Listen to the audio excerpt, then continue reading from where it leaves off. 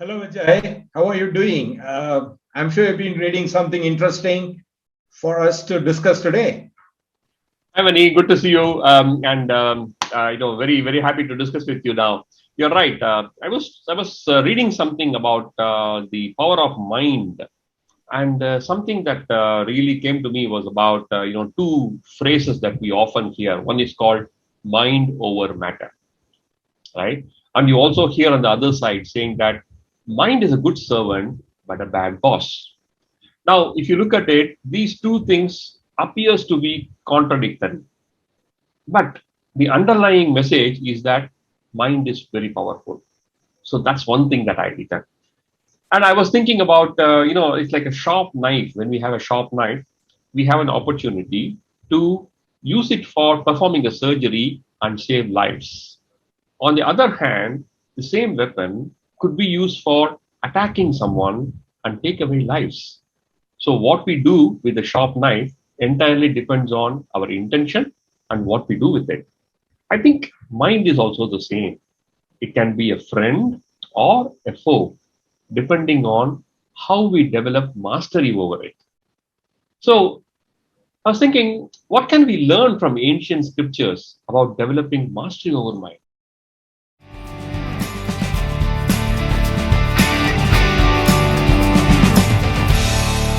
Great topic, first of all, Vijay. Mastering the mind. Wow. I'm sure it's also one of the most intriguing topic as well.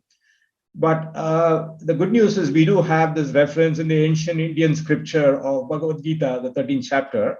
Mhm. And the topic that is discussed there, it's called AtmaVinigraha. And AtmaVinigraha in Sanskrit translates to mastery over the mind in English. It refers to mastering our way of thinking and not controlling the gray matter or the cells of the brain. Wow, you said that so well, Mani. Brain and mind both are different. We're not talking about brain here. Yeah, and mind is a fascinating topic if you look at it. Most of us we lead our life in an autopilot mode, and the mind is never in our control, and thinking is just happens. Now, when we have mastery in the way of thinking, we truly tell the mind that we are the boss and we are in control, and what we allow the mind to think or not. Now, if you go back to the psychologist and then see what are they talking about as the functions of mind, three things are talked about. One is called cognition, the second is called volition, and the third is emotion. So, in order to control the mind, one must develop the power of determination. Yeah, and basically, one must come to a determination as to what one should do, and then the volition will obey that determination. Absolutely, Vijay, absolutely. And there are three ways which mind is expected to be doing the thinking Hmm. as well of all of us, right? The first one is what you call the impulsive thinking, in which unexamined instinctive thoughts dominate. The second way of thinking is what you call the mechanical way of thinking, in which the prior conditioning is the dictator. And the third one, which is what is the important one and relevant for us, is what you call the deliberate way of thinking, Hmm. in which the evaluating function of my mind, which is the intellect, consciously examines the thoughts and then accepts or dismisses them in accordance with my value structure. So it's all about the journey is all about moving from an impulsive and mechanical way of thinking to a deliberate way of thinking. Yeah, that's what I'm hearing. Excellent. So let's try to see how to put this into action. So I think the values become the starting point for this one. So I think my thoughts are that if let's say my thoughts without deliberation would conform to the highest universal values. My spontaneous thinking reflects the degree to which the universal values become my personal values. So if there is a contrast in terms of the universal values and my personal values, it's going all over the places. Otherwise, it's in tune.